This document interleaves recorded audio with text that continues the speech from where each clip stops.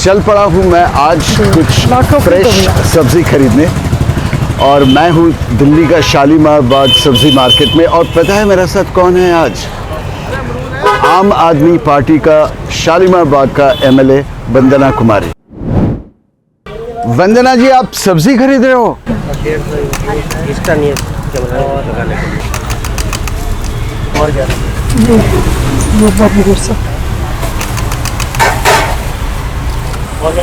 बब्बू से बोलो,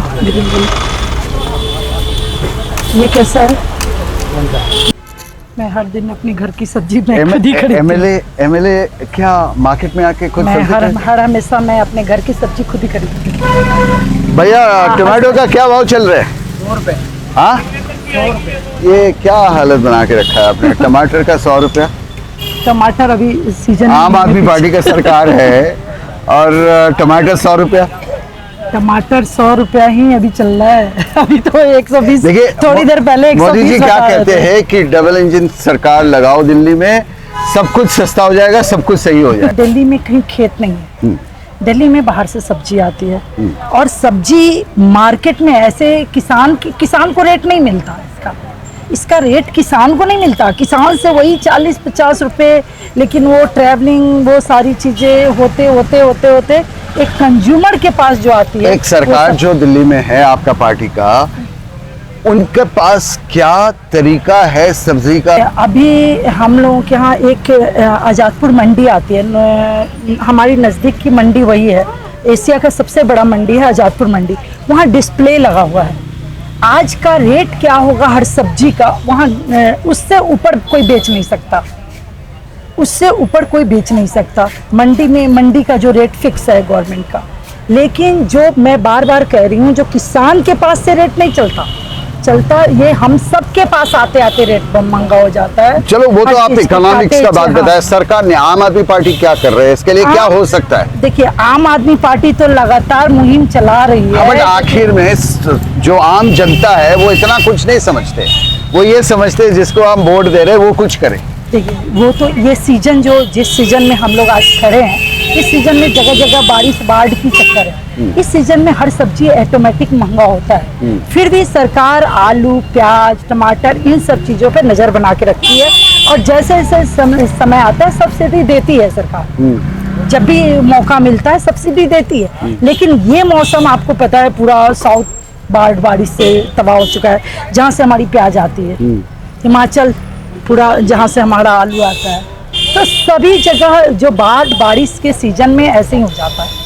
मुझे इस बात का बहुत खुशी है कि एक एमएलए होने का बावजूद भी आप खुद मार्केट में आते हैं। क्या हमें सारे एमएलए को ऐसे, आम आदमी पार्टी के सारे एमएलए ऐसे ही है आपके जैसे, या आप अलग है? नहीं, देखिए, अब सभी एमएलए, खासकर महिला होने के नाते, वो हमारी रिस्पॉन्सिबिलिटी दोहरी है। हमें घर का भी पूरा देखना पड़ता है, घर की भी पूरी व्यवस्था देखनी पड़ती है। तो मैं ऐसे वीकली लेती हूँ सब्जी, मैं वीकली लेती हूँ, जो वीकली सब्जी मेरा घर में पैक रहे, और जब ताकि मैं कहीं से भी आऊँ तो फटाफट सब्जी निकाल। जब आप मार्केट पे ऐसे घूमते हैं तो क्या एक हुजूम होती है लोगों का कि आप तक पहुंचने का, जो आपका घर तक नहीं पहुंच पाते?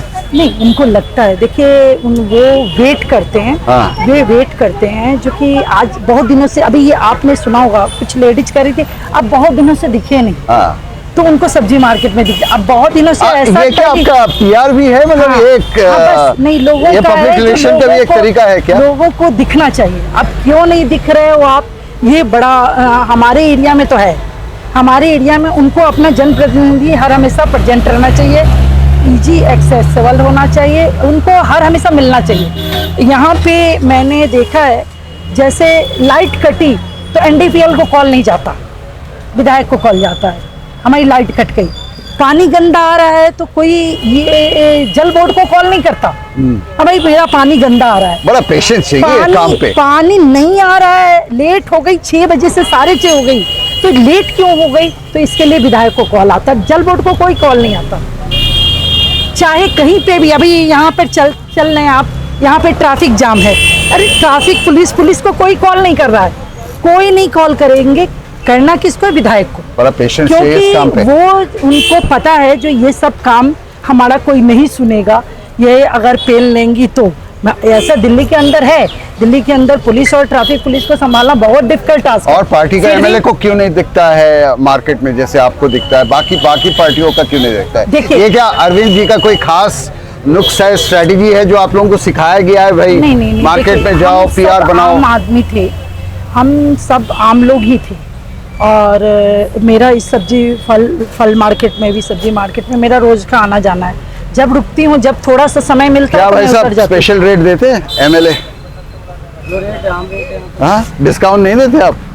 डिस्काउंट जब हमें मिलेगा पीछे तभी तो डिस्काउंट मिलेगा। अच्छा एक चीज बताइए, जो वंदना जी कह रहे हैं कि सब्जी का दाम पीछे से ज्यादा आ रहे हैं, मेरा पास ये खबर है कि आप लोग ज्यादा रेट पे बेचते हो। पीछे से ही आ रहा है, यहाँ रेट फालतू नहीं लिया जाता है। कब से आप 5 रुपए किलो का मार्जिन आता है। वंदना जी को कब से आप पहचानते हो? मैं तो काफी टाइम से पहचानता कितना हफ्ते में कितना बार आती है? हूँ, आ ही जाते हैं। तो आप उनका फेवरेट सब्जी वाले हो? एवरेज क्या, जैसे चीज़ आप जहाँ अच्छी लगेगी मैं वहाँ ही लेंगे बस।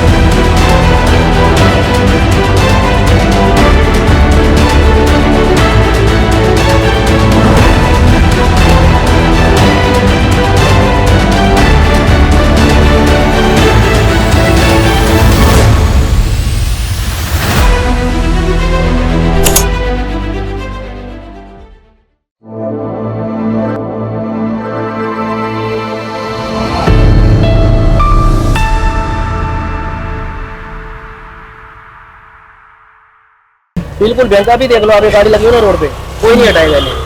ट्रैफिक वाले बुला लो, किसको बुला लो, लोग आएंगे यहाँ गाड़ी लगाएंगे, पार्क में जाएंगे। एक तो आप लोग का भी ना कंप्लेन आ जाए एक मेरे नाम से, एक कंप्लेन आप रेसिडेंस पे ही करके हैं, हाँ, बिल्कुल। तो आप एक कंप्लेन दे दो ना मुझे। वंदना जी ऐसे प्रॉब्लम्स को कैसे सॉल्व कर सकते हैं कि मैंने, क्योंकि पुलिस आपका हाथ में नहीं है, तो इन किस्म का प्रॉब्लम कैसे एमएलए सॉल्व कर सकते हैं?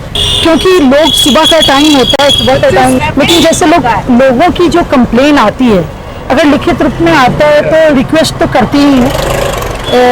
मैं यहाँ के ट्रैफिक पुलिस को भी रिक्वेस्ट करती हूँ, साथ में एसीपी एसएचओ को भी रिक्वेस्ट करती हूँ, ये प्रॉब्लम सॉल्व हो। एमएलए क्या इतना आसानी से मिल जाती है? चलो आज सब्जी खरीदने आए थे तो मिल गई, अदरवाइज कैसे आप एमएलए को अप्रोच करते हो? अदरवाइज तो कुछ ऑप्शन है ही नहीं हमारे पास। मेल कर दिया, कभी फोन मिलाएंगे तो फोन मिलाएंगे, कभी 2 साल 3 पता है वंदना जी का घर कहाँ है? शालीमार बाग में ही है। कभी गए हो आप? आप अपना अर्जी कैसे देते हो? वो इतना पर्सनली तो हम लोगों के पास भी टाइम नहीं है, भी जाके स्पेशल हमें भी 9 बजे ऑफिस गए, रात को आएंगे। अब आपको महीने में 3 महीने के अंदर ब्लॉक में आना पड़ेगा, वोट तो हमने डालनी है ना, तब भी तो आओगे। कितनी परेशानी हो रही है हमारे। मैं समझ रही हूँ। आपको पता है ना 3 महीने से भी लोकसभा के इलेक्शन चल रहे हैं, उसमें कोड ऑफ कंडक्ट लगे होते हैं, तो कुछ काम तो होता नहीं है। उसके बाद से काम शुरू हुआ है, अब लगातार काम शुरू हुआ है तो काम करवा रहे हैं। ठीक है।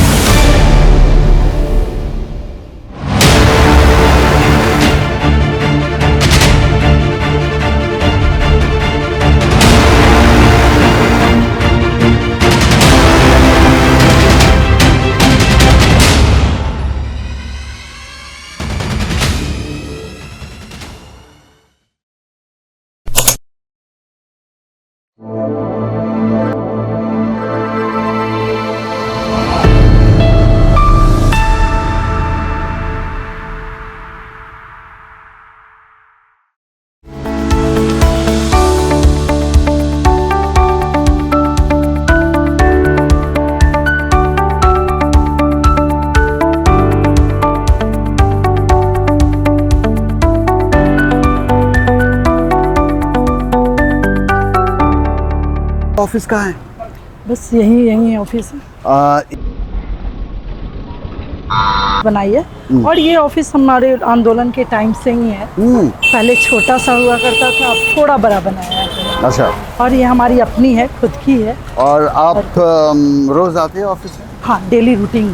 कितना लोग अनुमान रोज मिलते हैं आप? देखिए, मेरा 11 से 2-3 के बीच का समय है, तो लगभग आपको किसी दिन तो 50 ये सारी जगह पे गाड़ी लग जाती है, स्कूटर, बाइक, भीड़ हो जाता है। कितना लोग मिलते हैं आपसे रोज? पर डे कम से कम 100 सवा 100 लोगों से। हाँ, अगर और 5 घर पे मिनट भी इसके आप बाद- मिले किसी से, 5 मिनट भी बात किए,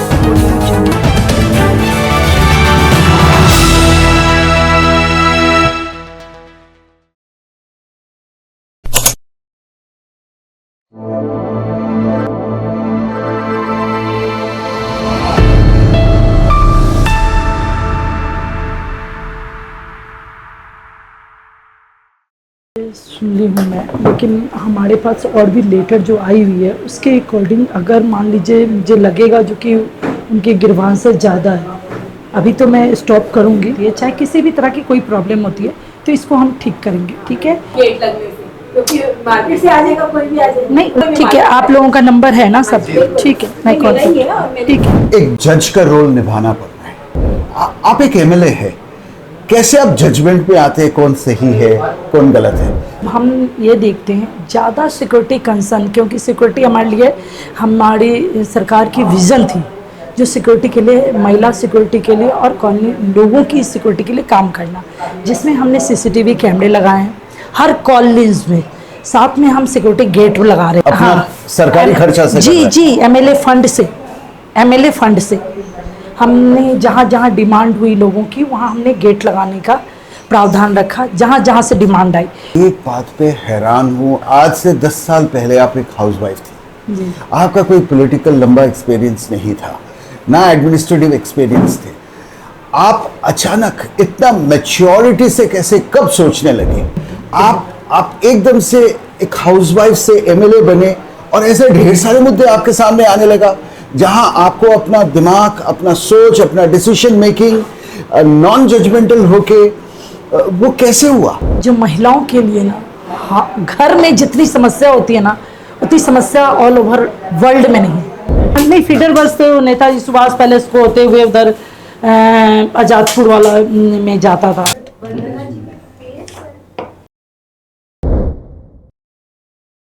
राजकुमार जी, विधायक से मिलने के लिए क्या प्रोसेस है? आरजी लगाना पड़ता है? कुछ काम जो है जो मैडम के थ्रू हो सकते हैं वो करवाते हैं, और मैडम उसके लिए अभी तक कोई काम के लिए मना नहीं किया उन्होंने।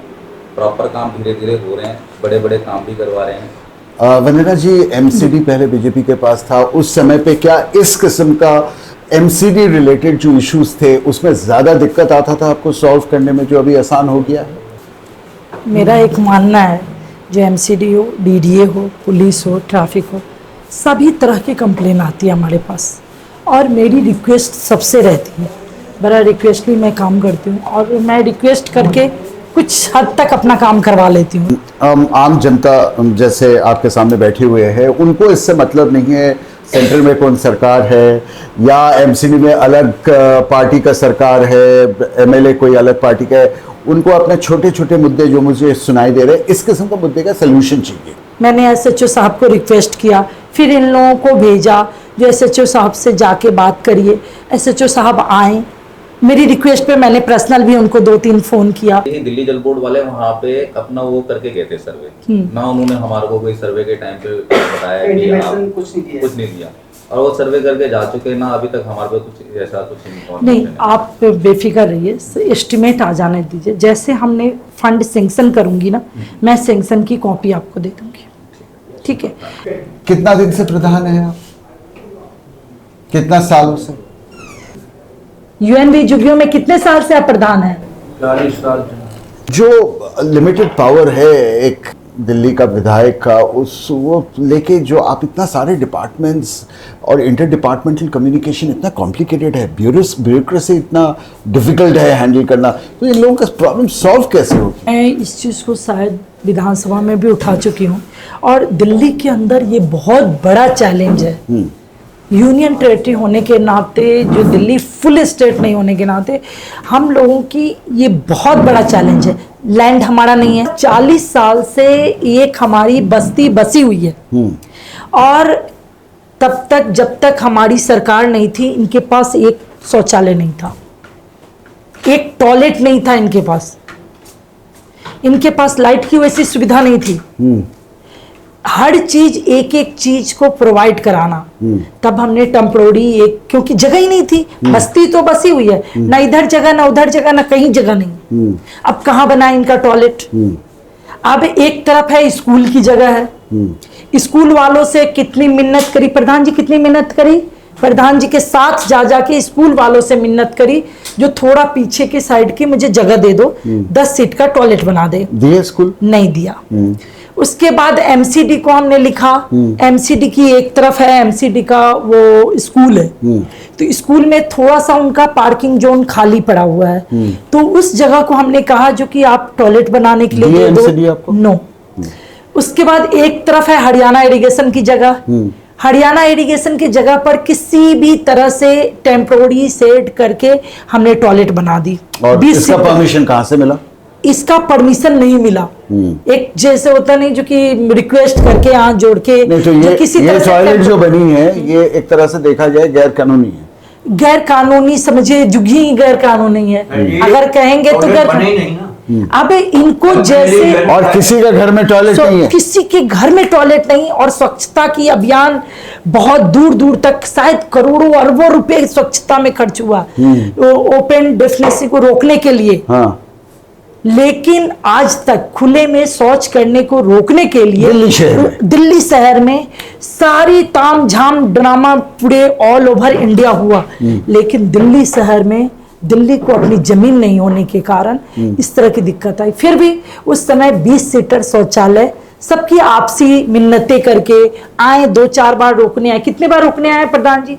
फिर भी मैंने कहा टेम्परोरी है, जब शेल्टर हट जाएगा तो ये भी हट जाएगा।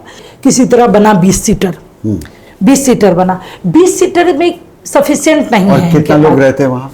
वहाँ पे लगभग हमारी 450 के करीब में इसका family मतलब है। 400 450 लोगों के ऊपर घर वही हाउस फैमिली। हाँ, तो इसका मतलब 1000 लोग होंगे। जी जी, लगभग 1000 लोगों के 1000 ऊपर नहीं 20 मानिए, टॉयलेट आपकी 1000 नहीं मानिए, 2-2,500 लोग। और उसके ऊपर 20 टॉयलेट। और ये जो पर्टिकुलर मुद्दा आप बता रहे हो, ऐसे पूरा शहर में दिल्ली में और भी इस किस्म का झुग्गियां होंगे, इस किस्म का दिल्ली में नहीं, मैं तो दिल्ली की बात, आप एक एरिया की सर्वे करेंगे, एक एरिया को देखेंगे तो आपको लगेगा जो सिस्टम क्या काम कर रहा है।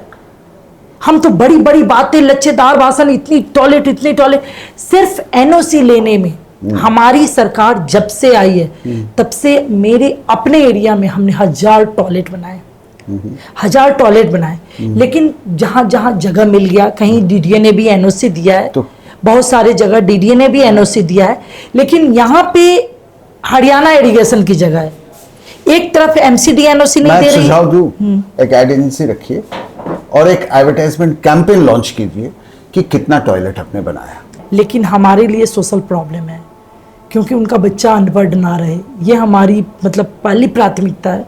और इसके लिए पूरी प्रयत्नशील हैं हम लोग और पूरा ताकत लगाते हैं जो बच्चे को कहीं ना कहीं एडमिशन। आज के रेट में जो इस केस में मामला है, ये केस तुरंत मुझे लगता है जो कि इनकी पढ़ाई रुक जाएगी इस बच्ची की, क्योंकि माँ पे के पास कोई भी अर्निंग नहीं है। उस मतलब ये भतीजा है जिनकी डेथ हुई है, उनका भतीजा है ये, वो मेहनत कर रहा है। हम लोग इसमें भी लगे हुए हैं जो वो विडो को पेंशन हो जाए। पेंशन फॉर्म भरा गया उनका, हाँ, तो पेंशन उनका भरवा रहे हैं ताकि उनकी फैमिली सिक्योर थोड़ी सी हो, क्योंकि मकान अपना है, थोड़ी पेंशन आ जाएगी तो कहीं ना कहीं से उनके पास कुछ हो। पूरा दिन इतना लोगों से आप बात करते हैं, भूख नहीं लगती आपको? नहीं, भूख तो लगती है, लेकिन वेट करते हैं जो कि 2 बज जाती है तो भूख तो लग जाती है। और तब क्या करते हैं? आपको लगी क्या? बिल्कुल। तो तब तक हमारे तब तक कुछ आपके जैसे जोश नहीं है मेरे अंदर। नहीं, तब तक तो हम कुछ रखते हैं, थोड़ा हो तो भी आपको मिलेगा मेरे लिए। और ये देखिए, ये है एमएलए वाला बिस्किट, है ना, आम आदमी पार्टी एमएलए वाला बिस्किट, पार्ले जी, ये लीजिए। Thank you so much. और आम आदमी कभी कभी कुछ खास आदमी वाला भी लेते हैं। मैं पहले थोड़ी खास आदमी वाला भी। मैं पहले आपको दूं। जिस दिन हमारा सिस्टम सही हो जाए, ये ब्यूरोक्रेट सही हो जाए, तो ये दशा नहीं होगी। जिस दिन ये ब्यूरोक्रेट काम करने लगे ना अपने तरीके से, जेई का काम है फील्ड में घूमना, जेई का काम है, छोटा सा एरिया है उसके पास, बहुत छोटा एरिया है जिसके लिए उसको तनख्वाह मिलती है, पेट्रोल मिलता है, ऑफिस मिली हुई है। हमारे पास जितने वॉलंटियर देख रहे हैं, किसी को सैलरी नहीं है, एक को भी 1 रुपये की सैलरी नहीं है। और इस जेई जिसका बात आप कर रहे हैं, जिनका काम ना करने का वजह से इतना लोग परेशान है, उस जेई को काम कराने का जिम्मेदार कौन है? देखिए, ये वो एक्शन लेवल पे होता है, जैसे एई उनके ऊपर होते हैं, एई में उसके ऊपर एक्शन काम कराने का जिम्मेदार कौन है? एक्शन के ऊपर मुखिया कौन है? ब्यूरोक्रेसी का, जो दिल्ली का चलाने का ब्यूरोक्रेसी का मुखिया कौन है? डिप्टी कमिश्नर होते हैं, सारे लोग होते हैं। लेकिन सबसे बड़ी बात दिल्ली के अंदर जो भी मुखिया, मैं भी हूँ, चुनी हुई प्रतिनिधि हूँ, चुनी हुई प्रतिनिधि का काम सुनना ब्यूरोक्रेट का काम है। और हमारे पास सिर्फ लोगों के काम आते हैं, दिन रात लोगों की एक एक गली का पता होता है, जिस गली में कहाँ पे गड्ढा है। और क्या वो ब्यूरोक्रेट आपका बात सुनते हैं? जी, बस वही हमें सबसे बड़ी दिक्कत, बहुत ज़्यादा परेशानी का फेस करना पड़ता है, जो हम लोग प्लीज सर ऐसे बोलना पड़ता है, जबकि ये अदर स्टेट में नहीं है, ये करना है करो।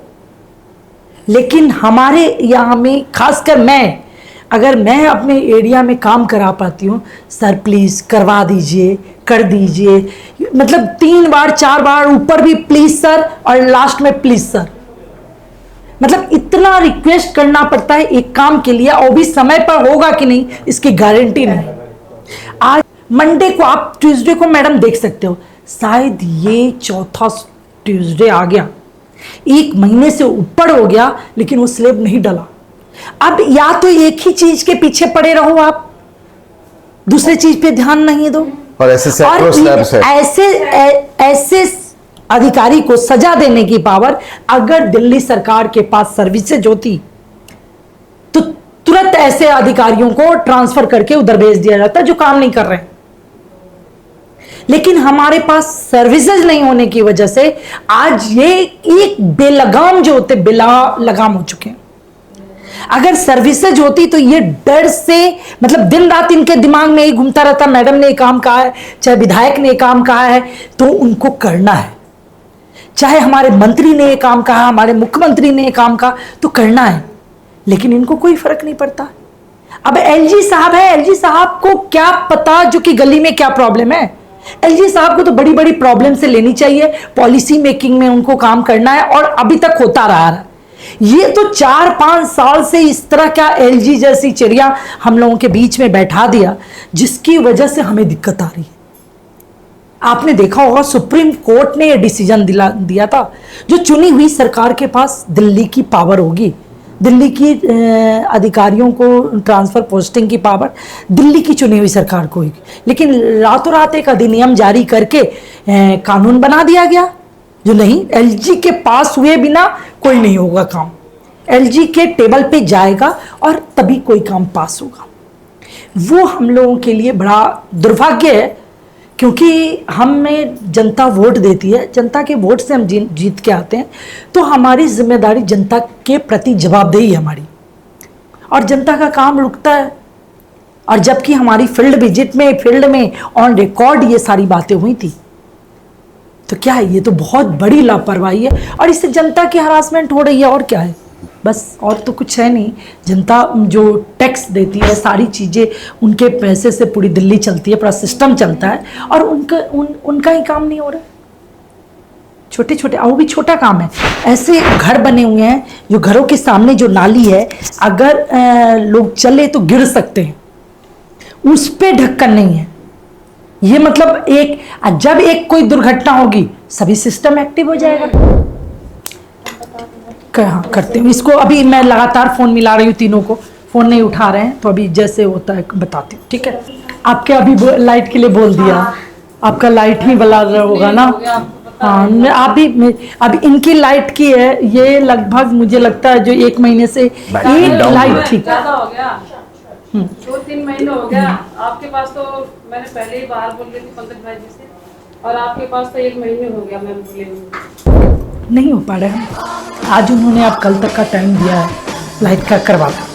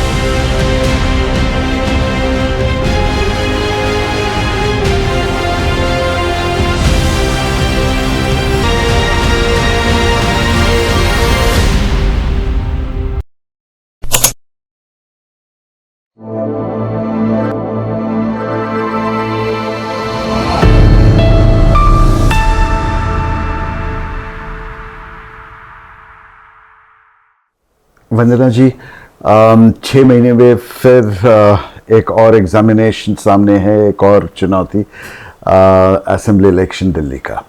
और इस बार ये मेरे ख्याल से पिछले 2 इलेक्शन से और डिफ़िकल्ट होगी, इसलिए क्योंकि कांग्रेस और आप बीजेपी का लेवा आमने सामने होंगे। 100 सीट लाने के बाद इस बार कांग्रेस का जोश काफी बढ़ा हुआ है। देखिए, कांग्रेस तो पहले भी आमने सामने थी दिल्ली के अंदर। दिल्ली में कांग्रेस का जनाधार आपको 12 साल 15 साल से नहीं है, और अभी तो फिलहाल नहीं है। आपने देखा विधानसभा सेशन में एक भी सीट नहीं है कांग्रेस की, एक भी सीट नहीं। तो दिल्ली के अंदर तो कांग्रेस है ही नहीं। 3 बार आपको शालीमार बाग कंस्टिट्यूंसी से लोग एमएलए बनाया है। कमाल का चीज होगा अगर चौथा बार बना ले। लगातार मैं जनता के संपर्क में हूँ और हमने काम किया है, और मैं चैलेंज के साथ कहती हूँ, जो मेरे क्षेत्र में मेरे से बेहतर कोई किया हो तो उसको दे दो वोट। मेरे से दिल से कहिए, क्या काम करने से इलेक्शन जीता जा सकता है? अगर ऐसे होता था तो जिस बिहार से आप ओरिजिनली बिलोंग करते हैं, वहां एक समय पे मार्क्सिस्ट पार्टी इतना काम किया, आम लोगों के गांव में जाके उनको सीट नहीं मिलती थी। देखिए, अब जनता जागरूक हो चुकी है और उनको ये जाति, धर्म, क्षेत्र, भाषा से कुछ लेना देना नहीं। अब वो चाहती है जो काम, जो मेरी कौन सुन सकता है, मैं किससे एक फोन पे मिल सकता हूँ, कौन हमारे इजी अप्रोचेबल है, और जनता ये चाहती है। जनता को ना लच्छेदार, मैंने बीच में बहुत सुना था, जो एक साथी है, नाम नहीं लूंगी, एक पार्टी के शीर्ष नेतृत्व हैं, जब वो टीवी पे आते थे तो लोग कहते थे जो कि बंद करो टीवी, अब बहुत लंबा भाषण चलेगा 45 मिनट। अब जनता को भाषण नहीं चाहिए, जनता को काम चाहिए। और मैं हर ब्लॉक में जहाँ अपने क्षेत्र में जाती हूँ तो मैं एकदम गर्व के साथ कहती हूँ, जो मेरे से अगर एक काम भी कोई ज़्यादा किया हो, चाहे किसी ने किसी ब्लॉक में तो कुछ भी काम कोई 12 साल में अदर पार्टी करी हो, तो आप उसको वोट दे दो। वंदना जी, इलेक्शन में पैसा बढ़ती है? हाँ, बैठती है, लेकिन आम आदमी पार्टी और शालीमार बाग में वंदना कुमारी ने कभी पैसा नहीं बांटा। बिना पैसे बांटे हुए वोट मिलती है? एकदम 100% मिलती है, और पूरी ईमानदारी के साथ। अगर ऐसे है तो हमारा देश में लोग जब सिनेमा हॉल में मूवी देखने जाते हैं, क्यों तालियां बजाते हैं? ये देख के वो पॉलिटिशियन, वो राजनीति का छवि जो क्रिकेट है, जो विकेट है, वैसे पॉलिटिशियन का छवि मूवी में पिक्चर में अच्छे लगते हैं। हकीकत में पॉलिटिशियन अच्छे लोग होते हैं, एकदम अच्छे लोग होते हैं। बहुत सारे लोग अच्छे हैं, बहुत सारे लोगों ने अपने अपने उद्देश्य पे काम किया है, और बहुत सारे पॉलिटिशियन अच्छे हैं, तभी तो ये देश टिका हुआ है। बहुत लोगों ने समाज के लिए करीब से जाके, ग्रास रूट पे जाके बहुत अच्छा अच्छा काम किया है, तभी तो आज भारत तरक्की भी कर रही है। तो कुछ लोगों ने अच्छा काम किया है, इसलिए तरक्की भी कर रही है। पॉलिटिक्स इज डर्टी बिजनेस, ये मानते हैं आप? पॉलिटिक्स इज डर्टी बिजनेस, जनता ऐसे सोचती है। देखिए, डर्टी बिजनेस जो करने आए होगा उनके लिए ना, जो समाज के लिए काम करने आ रहे हैं डर्टी नहीं है। हाँ, कुछ लोगों ने बना रखा है इसको डर्टी, कुछ लोगों ने ऐसा इमेज बना दिया, जो कि हाँ सही बात है, कभी कभी लगता है जो बहुत डर्टी है, लेकिन जो लोग काम करना चाहते हैं, एक बेस्ट अपॉर्चुनिटी है समाज को बदलने का, समाज को मजबूत बनाने का। और जिस क्षेत्र में आप जो चाहते हो, जो घर में बैठ के हम सोचते थे पहले, जो अरे ये एरिया थोड़ा सा सुंदर बना दे, मेरे पास अपॉर्चुनिटी है। आज मैं चाहती हूँ जो कोई भी एरिया को सुंदर बनाना, वहाँ बनाती हूँ, करती हूँ काम, चाहे जैसे भी करना हो उस एरिया को मैं सुंदर बनाती हूँ। वंदना जी, आप जो भी कह रहे हो अभी, आम आदमी पार्टी इसी फिलॉसफी से बनी थी। आज से एक सोशल मूवमेंट का पार्टी है, और इसी फिलॉसफी से बनी थी कि politics is not a dirty business. Kejriwal एक साफ सुथरा सोशल वर्कर के इमेज लेके इस पार्टी को बनाए थे, और बहुत सारे प्रोफेशनल्स ज्वाइन करते। मैंने सुना आप जब आम आदमी पार्टी में एमएलए बनी थी, आपके पास खुद का मकान भी नहीं थे, आप किराए में रहते थे? एकदम 100% और आपके जैसे योगेंद्र यादव थे, आशुतोष अपना नौकरी छोड़ के आए थे, कई सारे, अब वो सारे निकल गए। क्या आम आदमी पार्टी वो रहा जिस सोच से, जिस मुहिम से शुरू किया गया था? एकदम उसी सोच पे चल रही है। कुछ लोगों की आकांक्षाएं बहुत बड़ी थी। अच्छा। अभी भी लोगों की अभिलाषा थी जो हम ये बन जाए, हम ये बन जाए। लेकिन आम आदमी पार्टी उस पद पोस्ट के लिए नहीं है। आम आदमी पार्टी एक विचार है, एक उद्देश्य है जिससे वो विजन देना चाहती है समाज। मुझे सुनने में बहुत अच्छा लग रहा है ये बात, मगर मुझे दिल से कहिए, अगर अगला इलेक्शन में आपको किसी कारण से, किसी अनबन से टिकट ना मिले, क्या आप पार्टी में उसी जोश से काम करते रहेंगे? 101%। हमारी पार्टी में बहुत सारी चीजें होती हैं, तो हमने आज तक पूरी डेलीगेशन के साथ काम कर रहे हैं, आगे भी करते रहेंगे। एक कार्यकर्ता के रूप में आज भी मैं काम करती हूँ। कभी हमने कहने के लिए बहुत आसान है ये कहना, but politics is a profession of ambition. Ambition ही ना हो तो पॉलिटिक्स में रहने का फायदा क्या है? लेकिन बहुत सारी अपॉर्चुनिटी है। आप अगर समाज के लिए काम करना चाहते हैं तो आप दिल से कर सकते हैं और हर फील्ड में जाके कर सकते हैं। आप क्या करते हैं समाज के लिए? आप मतलब एज एन एमएलए जो समस्या है, हम तो कहते हैं जो समस्या समाज के लिए है। कभी कभी बैठे बैठे अगर हम मुझे लग गया जो मेरा पार्क गंदा है तो मैं कूड़े भी उठा लेती हूँ उसका। करते हैं आप? एकदम करती हूँ। मुझे लगा जो बहुत दिन से मेरा पार्क सूखा हुआ है, मैं पाइप उठाती हूँ, खुद पानी डालती हूँ। लोग इसको अप्रिशिएट करते हैं? लोग तो अप्रिशिएट करते ही हैं, इसलिए आपको अच्छा।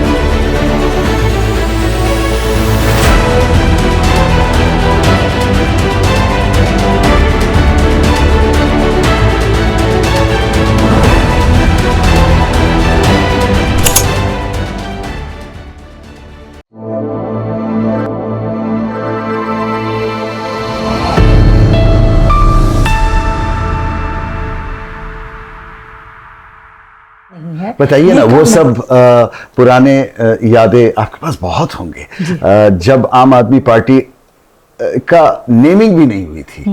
ये एक साफ सुथरा सोचने वाले विचार का कुछ लोग थे जो इकट्ठे हुए थे कि भैया कुछ अलग तरीके से कोई पॉलिटिकल पार्टी या पॉलिटिकल पार्टी ना हो, तो उस समय से आप जुड़े हुए थे, राइट? जैसे आप कह रहे थे कि कुछ लोगों का पार्टी बनने के बाद एम्बिशन आए, वो निकल गए, बट उस समय का, उन दिनों का रिश्ता कैसे थे? देखिए, जब मैं दिल्ली में आई थी, आपको आफ्टर मैरिज आई थी। आफ्टर मैरिज 98 में हमारी मैरिज हुई थी। उसके बाद मैं दिल्ली में आई। दिल्ली में हमारी अपनी फैक्ट्री थी, हमारे हस्बैंड की फैक्ट्री थी, और फैक्ट्री अचानक से एक मुहिम चली दिल्ली में पॉल्यूशन को लेके, सारी फैक्ट्री सील। मुश्किल से बात कर रहे हैं? 98। ओके। और एक साल भी नहीं चली। एक साल, शादी के एक साल बाद ही वो फैक्ट्री, उतने लेबर, कम से कम उसमें 40-45 लेबर काम करते थे, अचानक से सब क्लोज हो जाना, कितना डिफिकल्ट टास्क रहा होगा। और फैक्ट्री ही थी, हमारा जीवन जीविका का साधन ही फैक्ट्री था। और उसके बाद फैक्ट्री जैसे क्लोज हुई, बंद हो गया फैक्ट्री, अब पता ही नहीं चला क्या काम करें, कौन सा काम करें। और हम लोगों ने फिर काम ढूंढा, मैं और मेरे हस्बैंड दोनों लगे काम ढूंढा। उसी में हमने एक नेटवर्क मार्केटिंग का काम शुरू किया। अच्छा। एमवे इंडिया एंटरप्राइजेस के नाम से अमेरिकन कंपनी थी, उसको हमने ज्वाइन किया। उस समय हमारे पास बाइक हुआ करती थी। अच्छा। बाइक पे हम लोग घूम और आप किराए पे रहते थे? हम किराए पे रहते थे, और हमारा छोटा बेटा भी था। और साथ में हम लोग जा के नेटवर्क मार्केटिंग, आपको पता ही है, घर घर जा के उनको मोबिलाइज करना, उनको कहना, उनका मेंबर बनाना, और मेंबर बनाने से हमारी पीवी बढ़ती थी, पॉइंट बढ़ती थी, डिस्ट्रीब्यूटर जितने बनते मुझे मालूम है। और वो सारी चीजें कर करके उसमें प्रोडक्ट बेस्ड था, प्रोडक्ट भी बेचना होता और था। वहीं से रिलेशन बनते रहा। हाँ, और सीधा नेटवर्क मार्केटिंग से तब आप शालीमार बाग में थे? जी, शालीमार बाग में ही शादी होके मैं आई। उसके बाद लगातार जब नेटवर्क मार्केटिंग किया, उसी में मैं लाइफ इंश्योरेंस का काम शुरू कर दिया पार्ट टाइम में। फिर हमने ओरिएंटल इंश्योरेंस करी, जो ओरिएंटल इंश्योरेंस का भी काम किया। साथ में मैंने पहले ही बताया, जो मुझे हॉबी थी, मुझे सोशल वर्क करना, समाज के लिए काम करना, ये मेरी हॉबी है। आज भी मुझे अच्छा लगता है। उसी बीच में मेरे यहाँ एक बस्ती थी, बस्ती में रोज देखती थी बच्चे ऐसे ही मंदिर के नीचे किनारे भिक्षा मांगते रहते थे। हर मंदिर के किनारे मुझे दिखता था। तो उन बच्चों को मैं थोड़ा सा अपने समय निकाल के उन बच्चों को पढ़ाने का काम शुरू करी। तो सरस्वती पूजा था, सरस्वती पूजा वाले दिन ही हमारे हस्बैंड बाइक पे जाके हम आजाद मार्केट से दरी लेके आए, बड़ा सा तिरपाल लाए। और ये कौन से साल का बात कर रहे हो? ये 2011 में। उसके बाद हम लोगों ने वो दरी बिछाई पेड़ के नीचे, कीचड़ हुआ करता था, इसलिए हमने दरी बिछाई, वहां पे बच्चों को कलेक्ट किया। स्टार्टअप में हमारा 10 बच्चे ही इकट्ठे हुए हैं, क्योंकि बच्चों में अचानक से पढ़ने और पढ़ाने की बात बीच में राजनीति का ख्याल कब आया?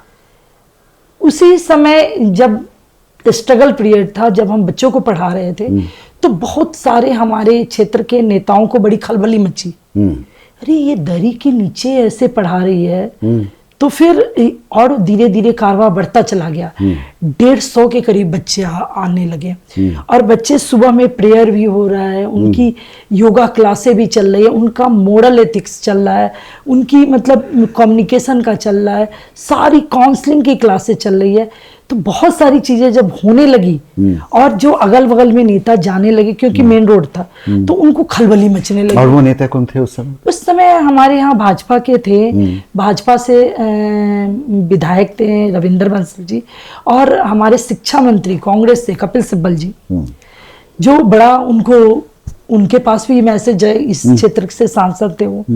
तो बड़ा लोगों में खलबली मची, और डे बाय डे वहां पे लोगों मतलब लंच आवर में मंदिर में खाना बंटना बंद, लंच आवर में उनको खाना आना शुरू हो गया। जो लोग मंदिर में बांटते थे वो लंच आवर में खाना देने लगे। तो इसमें कपिल सिब्बल जी का क्या दिक्कत क्या रहा? मैं थोड़ा आ रही हूँ। तो जब वो सारी चीजें चलने लगी, बच्चे एकदम रूटीन में आ गए, तो वहीं पे गाय वाले थे, गाय जो था, उन्होंने गाय खोल दिया बच्चों पे, भगदड़ मची। फिर हम लोगों ने कंप्लेन किया पुलिस को, सिस्टम को कंप्लेन किया, एमसीडी में भी गए। खैरियत था, उस समय मैं नेता नहीं थी, इसलिए शायद इजी सुन लिया गया। तुरंत आई गाड़ी और गाय को उठाने लगी। अब तो हो गया, बवाल मच गया। गाय जो उठाई तो ये तो गाय विरोधी, ये गाय को मारना चाहते हैं, ये गाय को भगाना चाहते हैं, बहुत सारी तरह की बातें आ गई। उसके बाद कपिल सिब्बल जी का हमने इसलिए, क्योंकि कपिल सिब्बल जी के पास भी मैं गई थी मदद में। अच्छा।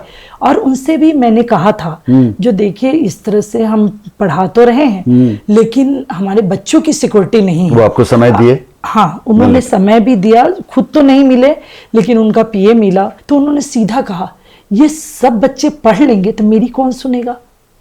इसलिए मुझे लगा जो कि कपिल सिब्बल जी को वो चीजें पसंद नहीं थी। फिर हम लोग किसके दरवाजे पे नहीं गए उस समय, लेकिन सीधा पुलिस ने एक ऑर्डर जारी कर दिया जो नहीं पढ़ाया जाएगा। उस समय मेरे हस्बैंड थे, वहाँ के जो लोकल प्रधान थे, उन दोनों को उठा के बंद कर दिया गया। और फिर भी आप कहते हैं कि राजनीति पॉलिटिक्स डर्टी नहीं है? उसी में जो करना चाहिए, मैं यही बता रही हूँ, जो बहुत सारे लोग हैं अच्छे हैं, जिसकी वजह से चल रहा है।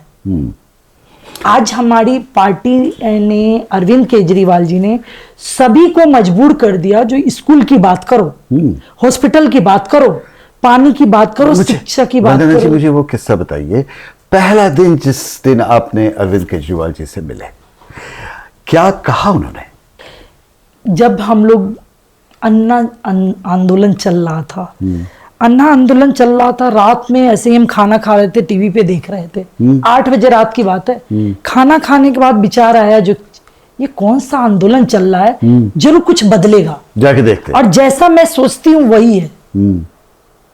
तो मैं तुरंत उसी समय बोला, उस समय बाइक थी, बाइक उठाया और चल पड़े। बाइक उठाया और बट अरविंद जी से चले। कब मिले और वो पहला मुलाकात कैसे था और क्या कहा उन्होंने पहला दिन जिस दिन आपको? अरविंद जी पहले तो आपको पता ही है, जितने वॉलेंटियर होते थे वीकली मीटिंग होती थी, हम सबको तो एक मैसेज आता था, अभी ओखला में कहीं कुछ हो रही है धरना प्रदर्शन, वहां भागना, बवाना में हो रही है, बट नरेगा आपका मुलाकात पहले कब हुआ? पहले कौशाम्बी में हुई हमारी मुलाकात।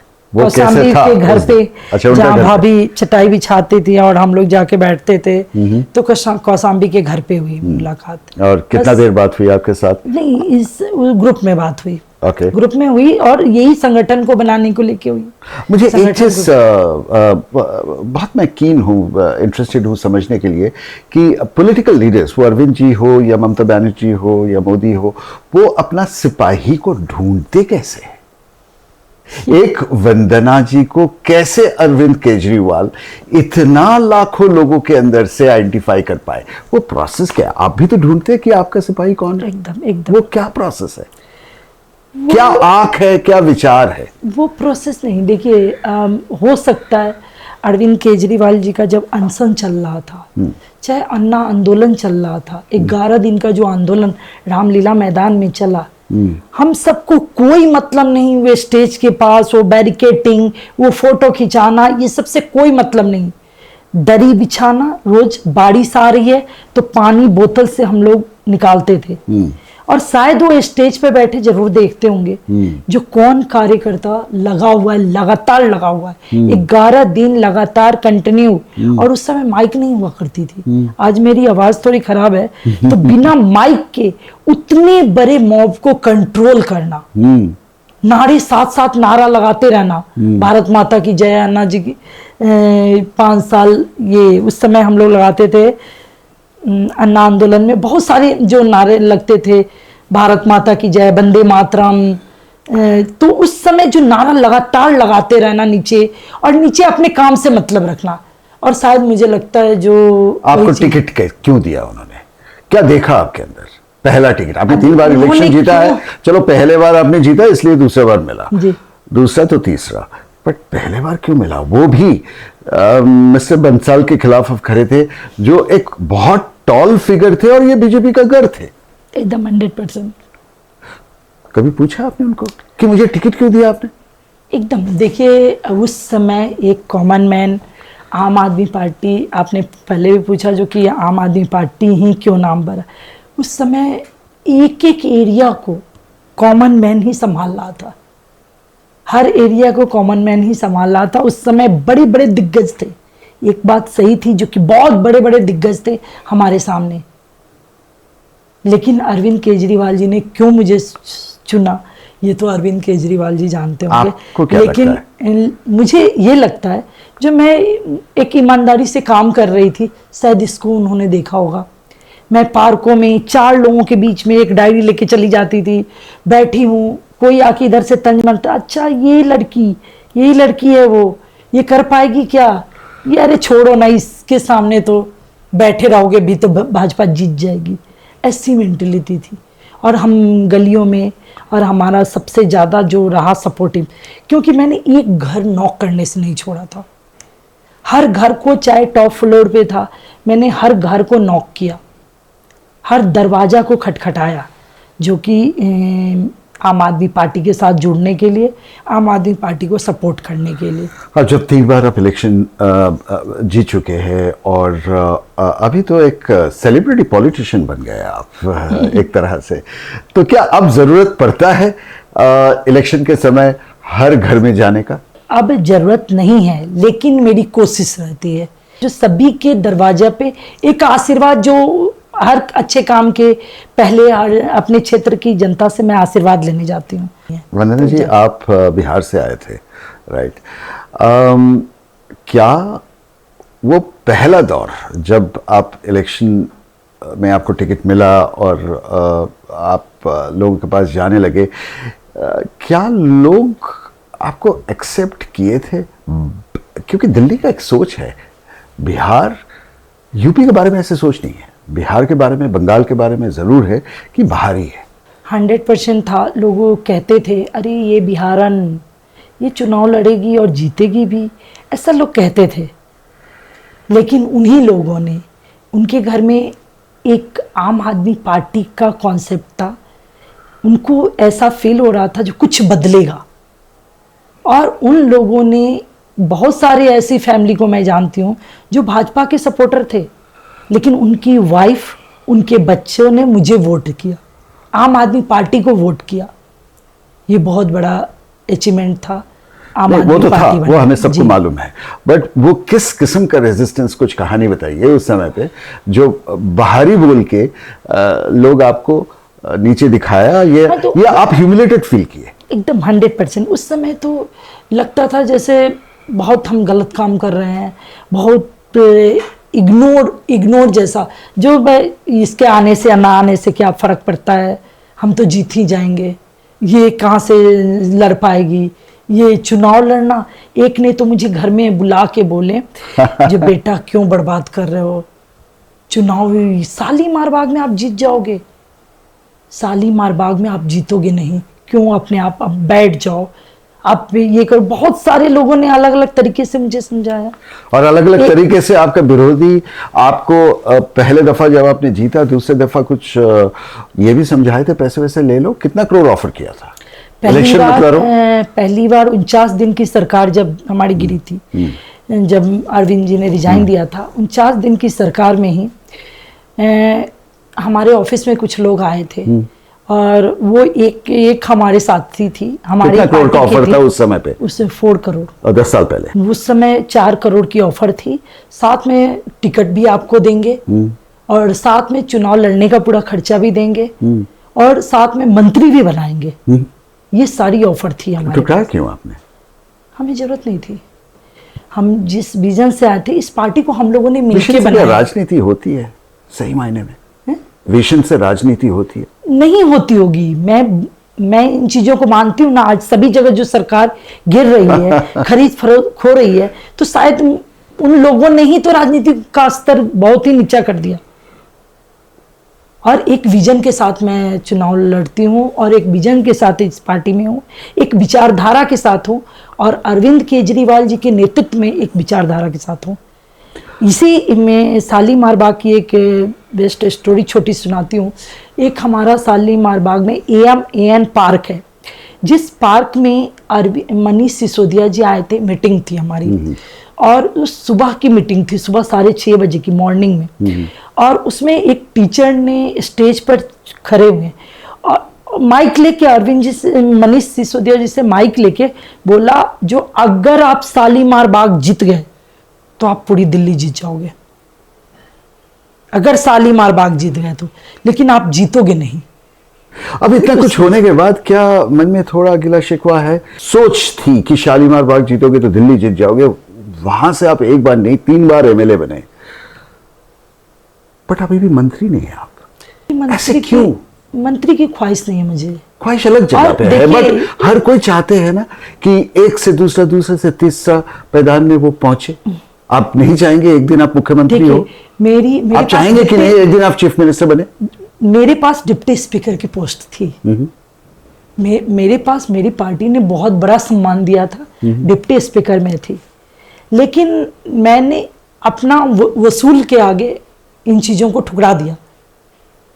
मेरा वसूल है जो कि मैं अपनी टीम जिसके साथ मैं काम करती हूँ, मेरे कार्यकर्ता मेरे लिए सर्वोपरि हैं, और उनके साथ जिस तरह से डेलीगेशन के साथ मेरा काम चलता है, तो उनकी वजह से एक उपचुनाव में हार गई थी, तो मैंने एक झटके में कहा जो मैं हार की जिम्मेदारी खुद लेती हूँ, और मैं रिजाइन दे दी। तो अगर वो लालच होती तो कोठी भी मिला हुआ था, बंगला भी था, 4-5 नौकर थे, ड्राइवर था, सब कुछ था मेरे पास। एक झटके में मैंने रिजाइन दे दिया। कारण बस उपचुनाव बोला तो जो उपचुनाव हारने की जिम्मेवारी मैंने ली, जो हाँ एकदम सही था। जो कि लग रहा था, मुझे फील हो रही थी, जो कि भाई हम थोड़ा मेहनत और किए होते तो और जीत जाते। तो इस अगले इलेक्शन में अगर आप जीतते हैं, आप मतलब आम आदमी पार्टी, और यकीनन आप तो एमएलए दोबारा बनने ही वाले हैं, है ना? 100%। कभी केजरीवाल जी को आपने कहा, देखिए अगर जो बोला, अगर मत बोलिए, आम आदमी पार्टी ही आएगी दिल्ली के अंदर। अब भी आम आदमी पार्टी के अलावा कोई नहीं आ सकता। और जहां तक है, पार्टी ने जो जिम्मेदारी देगी पूरी बखूबी से, पूरी ताकत से, पूरी ईमानदारी से पार्टी के हर काम को करूंगी, चाहे पार्टी जो जिम्मेदारी दे। क्या आपको लगता है अरविंद जी के ऊपर जो आरोप लगी है, जेल जा चुके हैं 2 बार, इससे उनका छवि अफेक्टेड हुआ है? जो जनता है वो कहीं ना कहीं उनका मन में ये डाउट क्रिएट होने लग गया है कि ये कहीं दाल में काला तो नहीं है? नहीं, ऐसा नहीं है, क्योंकि आप देख रहे हैं जनता बार बार, अब तो जनता एक एक चीज को, हमें जितना नहीं पता उतना जनता को पता है। आप कभी कभी यूट्यूब पर देख रहे होंगे तो लोग, एक महिला, साधारण महिला कह रही है, जो रातों रात सीबीआई ने क्यों उठाया, रातों रात हाई कोर्ट क्यों गए, क्या था, कौन सा घपला था, आज जनता पूछ रही है। कौन सा क्राइम उन्होंने किया था, कौन सा उन्होंने भ्रष्टाचार किया था, वो दिखाओ, बताओ, जनता को बताओ। और हम सब जानना चाहते हैं। मैं खुद उसी पार्टी से विधायक हूँ, आम आदमी पार्टी की। हमारे नेतृत्व, हमारे संयोजक अरविंद केजरीवाल जी हैं, और मैं भी जानना चाहती हूँ कोर्ट। आप ये कहना चाहते हो कि जो जनता है वो ये नहीं समझते हैं कि केजरीवाल जी का इस क्राइम में कोई संबंध है? 100%। अगर आपका सोच सही है तो एक सीट भी क्यों नहीं आम आदमी पार्टी को मिला जनरल इलेक्शन में 2024 का? एक तो दिल्ली में। हाँ, अच्छा, एक तो मिलना चाहिए दिल्ली में। जहां भी जागरूक लोग हैं ना, अभी अरविंद केजरीवाल जी को वो प्राइम मिनिस्टर के रूप में नहीं देख पा रहे हैं। इस बार लोगों ने प्राइम मिनिस्टर के लिए वोट किया था। इस बार लोग, और मतलब हर बार, बार बार दिल्ली की जनता तो बोल के करती है, जो भाई सेंटर में मोदी और दिल्ली में केजरीवाल, वो तो एकदम बोल के करती है। हमारे क्षेत्र में पार्कों में जाओ, इस बार आपको हम वोट नहीं करेंगे। जब सांसद का चुनाव होता है, फिर दिल्ली में कहती है दिल्ली में आपको हम वोट करेंगे। तो कुछ लोगों ने अपनी आइडियोलॉजी, अपनी सिस्टम को फिट कर रखा है, और लोग, जनता जागरूक है। उसको दिख रहा था जो कि भाई कितना भी मेहनत करेंगे तो अरविंद केजरीवाल जी प्रधानमंत्री नहीं बन पाएंगे, इसलिए हमारे चीफ मिनिस्टर बनाना चाहिए। चीफ मिनिस्टर बनाएंगे।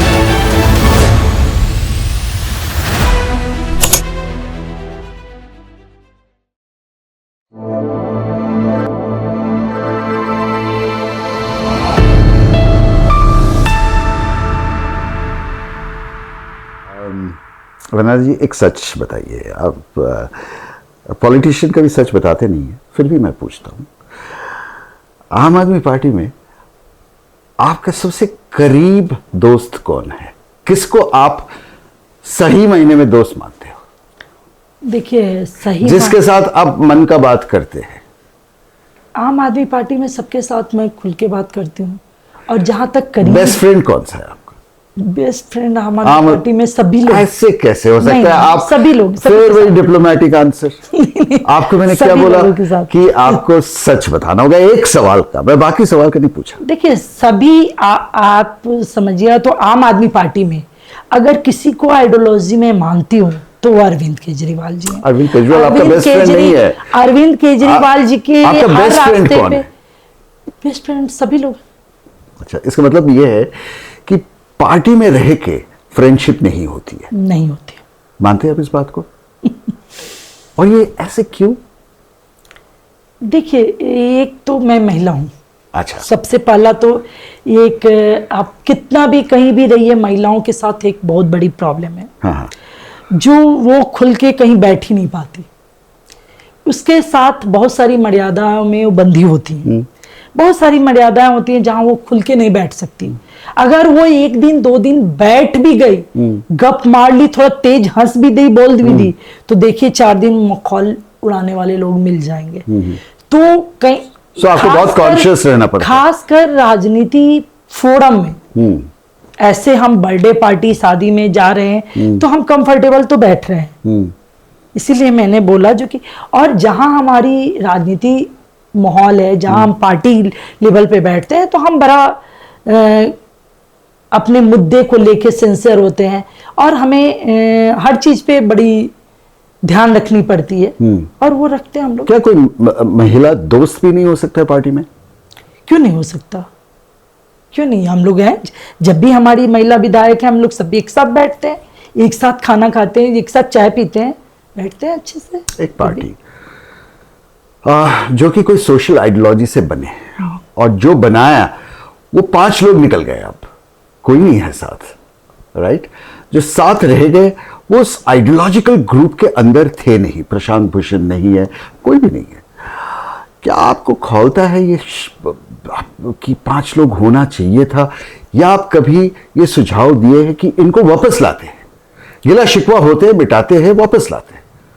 नहीं, अरविंद केजरीवाल जी ने अपने तरीके से बहुत कोशिश करी और बहुत सारा किया चीजों था को उन्होंने। संभाल के रखा।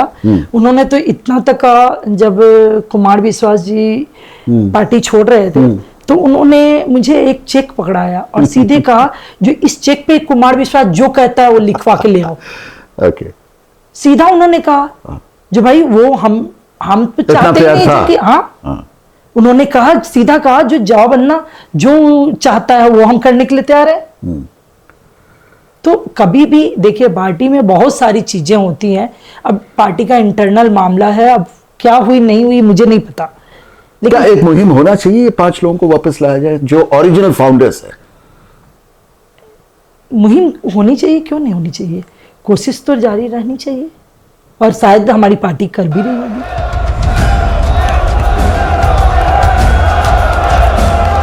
वंदना जी,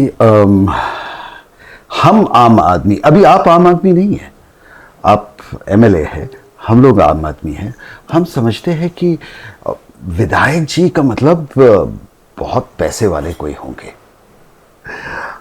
आपने करीबन 9.5 करोड़ का एसेट दिखाया पिछले इलेक्शन एफिडेविट में। 9.5 करोड़ को आप अमीर समझते हैं? ये तो अमीर एक मिडिल फैमिली की तो वही इनकम है और उसकी एसेट तो वही है, हमारी खेत खलियान मकान वो तो है ही ना।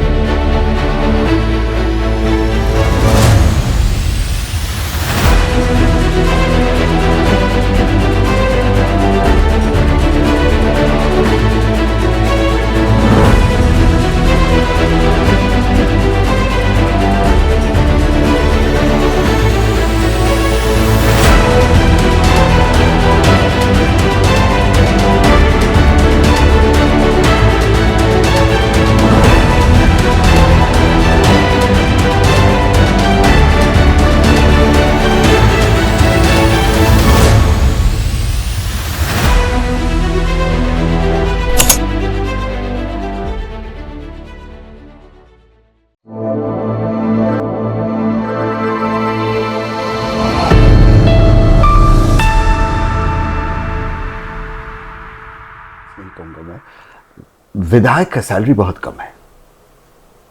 देश में नहीं कम है, सिर्फ दिल्ली में कम है। देश में फिर भी सारी चीज़ें हैं और स्टेट में मकान भी है, अलाउंस भी है, सब कुछ है, लेकिन यहाँ सब कुछ इंक्लूडिंग यहाँ तो 12,000 सैलरी थी पहले, अब 18,000 हुई है मिनिमम बेस। मुझे लगता है सैलरी कुछ 80,000 है ना? ये सभी चीज़ें मिला के, मोबाइल का फ़ोन, बिजली बिल, ये अलाउंस, स्टाफ, सब कुछ मिला के 80। हाँ, तो आपका सैलरी क्या मालूम है? 80? 18,000। मेरी फ़ोन 3-4 तो हम फ़ोन है घर में, फ़ोन की बिलिंग मिला के तो 10,000 है। पेट्रोल बढ़िए तो पेट्रोल पर डे 1,000 से 1,500 का पेट्रोल लगता तो है। क्या इंसेंटिव है समाज सेवा के अलावा किसी को एमएलए बनने में? दिल्ली में इतना लोग क्यों मरते हैं कि मुझे विधायक बनना है? देखिए, अब सबकी एक तो है जो कि समाज में प्रतिष्ठा तो है और पावर भी, समाज में इज्जत भी है, और हमें उसके विधायकी के माध्यम से हम लोगों का काम भी करा पाते हैं। पावर, उसको पावर वर्ड तो नहीं बोलेंगे, हाँ एक सम्मान है।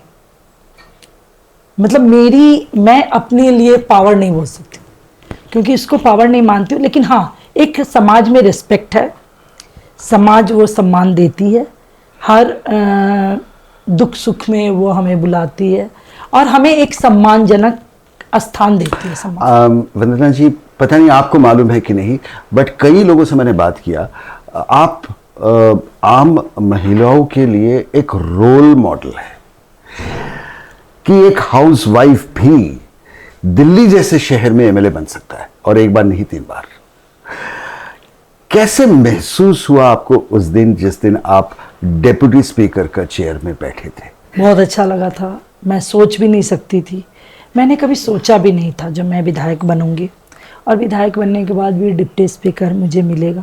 लेकिन ये सभी सम्मान मुझे बहुत ही अच्छा लगा, और मैं जिस दिन जीत के आई थी मैंने कोई जश्न नहीं मनाया था, लेकिन जब मैं रिंग रोड से अंदर आ रही थी तो 5-6 किलोमीटर का जो हुजूम था, किसी को निमंत्रण नहीं दिया था, किसी को बुलाया नहीं था, ये लोगों ने जिताया था, लोगों ने चुनाव लड़ा था।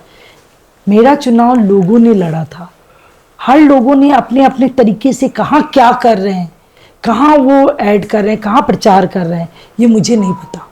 बड़स था, बंद ही नहीं हो रहा, दूर दूर तक लोग देख रहे थे जो कहाँ से लोग आ गए। हर एक आदमी रोड पे निकला हुआ था, वो अपना जश्न मना रहा था। जश्न किस बात का? जो हमने चुनाव जीता है। हर आदमी को खुद लग रहा था जो हमने चुनाव जीता, हमने चुनाव लड़ा। एक आम आदमी अपना चुनाव समझ के इस हमारे चुनाव में पूरी ताकत लगाई। हर लोगों ने, किसी ने कॉइन, हमने तो पहला चुनाव जो लड़ा था हमने डब्बा गुल्लक घुमाया था, गुल्लक में लोग कॉइन डाल रहे थे, सब्जी वालों के पास, अंग्रेजी में क्राउड फंडिंग बोलते जी, सारे लोग। उसके बाद जब हमारी बड़ी बड़ी मीटिंग हुआ करती थी, मीटिंग में हम लोग चादर लेके घूमते थे, चादर, और उसमें जिसकी जो मर्जी, और उनसे चुनाव लड़ा हमने। और ये अभी भी होती है या अभी उसका जरूरत नहीं पड़ता है? नहीं, ऐसा नहीं, अभी भी होती है। मैं तो करती हूँ, आज भी मैं लोगों से यही करती हूँ, आप एक वोट भी देना, एक नोट भी देना, दोनों की जरूरत है। जब 10-12 साल पहले आपने पहला चुनाव लड़े थे, कितना खर्च किए थे उस इलेक्शन में? उस इलेक्शन में मेरा 6.5 लाख रुपया खर्च हुआ था। और 6 महीने में जो अगला इलेक्शन आने वाले हैं उसका बजट क्या है? बजट तो देखिए उस समय जब सिचुएशन होती है ना, अभी हमें इतना, लेकिन बजट क्या होता है? बजट तो जो हम 10 लाख, एक इलेक्शन 10 लाख का बजट होता है, 10 लाख। और ये सारे पैसे क्राउड फंडिंग से आ जाते हैं? क्राउड फंडिंग, हाँ, लोगों, अब देखिए कोई फंड नहीं देता, कोई होर्डिंग लगा दिया, किसी की गाड़ी हुई, वो चलो मेरी गाड़ी तुम रख लो, किसी ने अगर एक सब्जी भी दे दिया हमें जब हम चुनाव लड़ रहे होते। आपको लगता है कि ये जो आप बोल रहे हैं कि कोई गाड़ी दे दिया, कोई खाने का जुगाड़ कर दिया, इस तरह से बीजेपी जैसे एक बहुत बड़ा चुनाव प्रचार तंत्र जिसे कहते हैं, जिसका बहुत बड़ा सेंट्रल फंडिंग है और हर एमएलए एमपी को मोटे पैसे एलोकेट किया जाता है, खर्चा करना है, इनके साथ पूरा देश में आप जैसे पार्टी इस सोच से लड़ सकते हैं? दिल्ली में तो चलो हो गया है, बट बाकी जगह पे ये पॉसिबल है? देखिए पॉसिबल, जनता तो कभी कभी परेशान होती है। देखो वो कर रहे हैं, आप कुछ नहीं कर रहे, वो कर रहे हैं। अच्छा उनकी, क्योंकि हमारी जनता है ना, वो घबराने लगती है। अरे देखो उनकी उतनी बोर्ड लग गई, आपकी नहीं बोर्ड दिख रही है, उनके 10 रिक्शा चल रहे हैं, आपके नहीं दिख रहे हैं, तो जनता परेशान तो होती है। जब इस तरह के माहौल बनता है, इस तरह का जो सिचुएशन होता है, आप देखते होंगे झंडा है तो झंडा ही है, साउंड है तो इतनी बड़ी साउंड है, उनके मतलब उनका जो वॉलेंटियर का खाना होता है, मतलब इस तरीके से तो जनता परेशान तो होती है, लेकिन फिर भी बोलती कोई नहीं। कहती है हमें ऐसा चाहिए। मान लीजिए कहीं ना कहीं, मैं पहले चुनाव में भी जनता से यही बात कही, जो कि अगर मैं खर्च करती हूँ, खूब उछल के खर्च करती हूँ, तो कहीं ना कहीं जनता का ही पैसा लूटूंगी। आपके पास कॉर्पोरेट से ऑफर आते हैं फंडिंग के लिए? नहीं आएंगे तो आप एक्सेप्ट करेंगे? देखिए ऐसा कोई आया नहीं अभी तक, तो अब वो अनुभव हमारे पास नहीं है। हमारे पास जो भी फंडिंग है, छोटी छोटी फंडिंग, बहुत छोटी छोटी फंडिंग है, जो लोग कभी कुछ कर देते, कभी कुछ, मतलब उससे, और शायद मजा इसी अपनापन नहीं है। बस वो उनका आशीर्वाद है। और जो उस तरह की फंडिंग देते हैं ना, वो हमें वोट भी देंगे, वो हमारे लिए काम भी करेंगे, और हमारे और भी वोटर को भी इन्फ्लुएंस करेंगे। वो एक औरत क्या बेहतर पॉलिटिशियन हो सकता है एक आदमी से? क्यों नहीं? क्या वो एक आदमी से ज्यादा सेंसिटिव है, एकदम ज्यादा ऑनेस्ट है, ज्यादा डेडिकेटेड है? एकदम। अगर ऐसे है तो क्यों ढेर सारे औरत जो इलेक्शन में, लेडीज इलेक्शन में खड़े होते हैं, वो हार जाते हैं? देखिए आप शुरू से देख लीजिए, कोई भी पार्टी महिलाओं को बहुत ज़्यादा टिकट नहीं दे रही है, चाहे कोई भी पार्टी हो। वो कभी नहीं मानती जो 50% आधी आबादी, मैं मानती हूँ आधी आबादी को मिलनी चाहिए, क्योंकि देश की आधी आबादी महिला है। हर पार्टी को देना चाहिए आधी आबादी को, लेकिन मिलता नहीं। और आप कह रहे हैं जीतती नहीं, ये मैं नहीं मानती। महिलाओं को जिस परसेंटेज में टिकट मिलती है, उस परसेंटेज में वो जीत रही है। और महिला एक वित्त मंत्री भी बहुत अच्छी बन सकती है, क्योंकि उसको आदत है, उसके घर की इनकम 4000 है, तो 4000 में घर को कैसे मैनेज करना है, रिश्तेदारी को कैसे मैनेज करना है, सब कुछ उसको पता है। उसकी घर की इनकम अगर 12000 है, तो उसको पता है जो उसको अपने घर को कैसे मैनेज समझना चाहूंगा, तो पूरे देश को अच्छे से मैनेज कर सकती है। मैं ये समझना चाहूंगा, एक जिसे बोलते हैं पीपल्स रिप्रेजेंटेटिव, वो एक महिला किस गुण से ज्यादा बेहतर है एक आदमी से?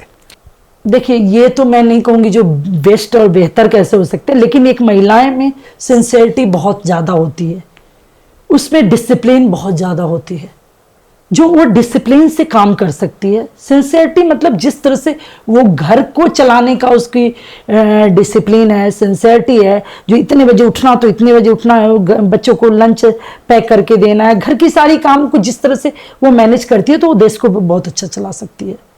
वंदना जी, एक बहुत फेमस कहावत है, behind every successful man, English में, there is a woman, right? अब आपके केस में तो उल्टा है, यू आर ए वुमन, तो आपके पीछे वो सक्सेसफुल मैन कौन है? मेरे हस्बैंड। मिलाएंगे नहीं आप? जरूर जरूर।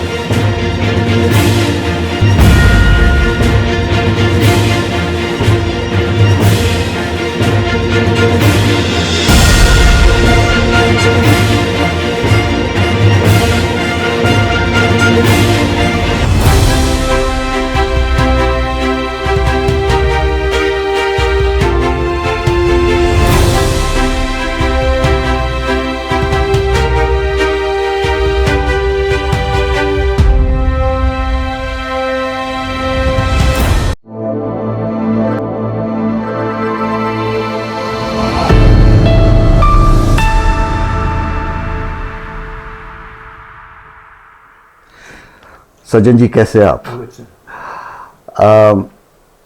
अब मैं जानने के लिए बहुत उत्सुक हूं, वो 25 साल का वंदना और आज का एमएलए, किससे ज्यादा प्यार है आपको? 25 साल पहले शादी हुई थी, वही किससे ज्यादा प्यार है? ना, वही सेम है बदले नहीं है। ना। पॉलिटिशियंस तो बदल जाते हैं। पॉलिटिक्स का पहले का इंसान और पॉलिटिक्स का बाद का इंसान एक कभी नहीं हो सकते। ना, बदलाव तो हमारे यहाँ नहीं होता, तो साथ साथ रहते हैं। और इन वंदना जी को पॉलिटिक्स में आने का पीछे सोच किसका था, उनका खुद का या आपका? उनका समाज सेवा का सोच था। आप इनका सोच के क्यों बोल रहे हैं? बताइए ना किसका सोच था। मैंने कहा समाज सेवा के साथ साथ। मैंने इनको एक सवाल पूछा था कि इंग्लिश में एक कहावत है, behind every successful man there is a woman. यहां केस उल्टा है। सोच आपका था कि आप पॉलिटिक्स ज्वाइन करो, मैं पीछे हूं, बनाऊंगा आपको? वो तो मेरा समाज सेवा का सोच था। समाज सेवा करती थी तो समाज सेवा तो करना चाहिए, क्योंकि उससे पहले भी हम करते थे, अकेले भी थे, शादी से पहले तो बहुत करते थे, जो बन पाता था वो। तो इनका तो रुझान था उसमें, तो समाज सेवा शुरू की। और समाज सेवा शुरू की, जो इसमें कठिनाइयाँ आना शुरू हुआ, तो स्वाभाविक है कि इसमें पॉलिटिक्स में आना ही था। अभी जी ने पूछा कि जब अन्ना मोहम्मद के बाद में जब हुआ कि भाई कुछ लोग बोला कि नहीं पार्टी नहीं बनेगा, किरण बेदी थी और बहुत से लोग, अन्ना जी भी थे, सब लोग थे। लेकिन अरविंद जी पूछा कि भाई क्या होना चाहिए, तो कुछ लोग थे, उसमें हम लोग भी थे, नहीं पार्टी बनना चाहिए। सचिन जी, तो हर मर्द ये सोचता है कि मेरा बीबी घर पे रहे और फेमस होना है तो मैं हूंगा। ये उल्टा कैसे सोच लिया आपने? हमारे यहाँ हम आज तो पूजा ही नहीं हमारा। नहीं, ये हमारे यहाँ मतलब क्या? नहीं, हम जो है ना, ये बिहार का रीति का बात कर रहे हैं आप? लेकिन मेरा जो सोच है कि एक करेगी, मान लीजिए हम इसमें एंगेज हो जाते हैं, तो उस टाइम में मेरा बेटा पढ़ रहा था, तो बेटा का पढ़ाई के खर्चा होता जा रहा था, तो वो डिस्टर्ब होता मेरा। दिल से एक चीज बताइए, जब इतना सारे लोग इनको मिलने आते हैं, सिग्नेचर करती है, फेमस है, ये टेलीविजन वाले इंटरव्यू लेता है, कहीं ना कहीं मन में लगता है कि शायद उस समय पे मैं गलत डिसीजन ले लिया था, कि अगर मैं पॉलिटिक्स ज्वाइन कर लिया होता था बेहतर होता था ना। वो अभी भी नहीं होता। अभी भी हम कोई स्टेज पर नहीं जाते, कोई होली नहीं लगता मेरा। अच्छा। बात है ना, कोई दूर दूर तक नहीं जब करते हैं, क्योंकि मेरा सोच इसी टाइप का है। तो सोच वर्णन करने में बहुत टाइम लगेगा। अच्छा। वंदना जी, एक कंजर्वेटिव फैमिली से आप आते हैं। आपसे जब निजी बात हो रही थी मेरा, तो उस समय पे आप ये कह रहे थे कि हमारा समाज में ये नहीं है कि कोई औरत बाहर जाए।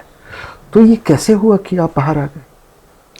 देखिए, हमारे समाज में ऐसा नहीं है जो औरत बाहर ना जाए, लेकिन औरत देर रात तक, जिस समाज से हम लोग आए थे वहाँ पे देर रात तक आ रहे हैं। क्योंकि देखिए, हम पॉलिटिक्स में हैं तो रात में भी बहुत सारी समस्या आती है, थाने में जाना पड़ता है, कभी जाना पड़ता है, तो उसमें एक सपोर्टिव सिस्टम होना ज़रूरी है, जो हमें मेरे हस्बैंड का मिला।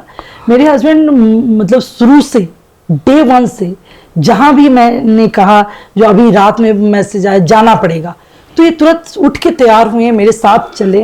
ये बहुत बड़ा सपोर्टिंग था, तभी तो मैं कर पाई। और ये करते करते कहीं ना कहीं पॉलिटिकल राय भी हस्बैंड का होने लगता है। एकदम 100% हम लोग हर चीज में डिस्कशन करते हैं, छोटी से बड़ी चीजों में भी डिस्कशन करके, और जो सही होता है उस पर हम लोग मिलके काम करते हैं। लेकिन बैकअप पूरा सपोर्ट रहता है। लेकिन तो कभी भी पॉलिटिकल डिसीजन मेकिंग में क्या आपका राय चलता है या उनका? दोनों का।